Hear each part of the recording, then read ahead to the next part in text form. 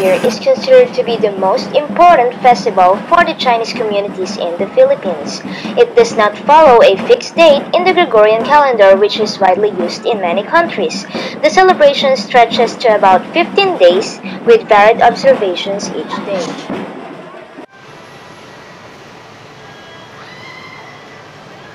So, what are the common preparations before you celebrate Chinese New Year?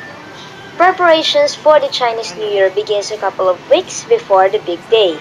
According to traditions, this is the time to clean the house, prepare food for the feast, and make banners and decorations special for the New Year. And most importantly, rush to the temple and pray.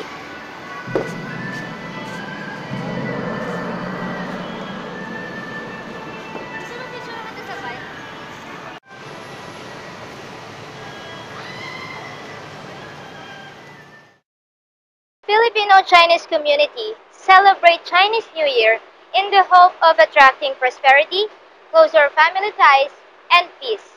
Just like most of us, we hope that we can all have a good start and reach our goals for this year. Again, this is Kiara Arellano. Kyung Hei Fuachai!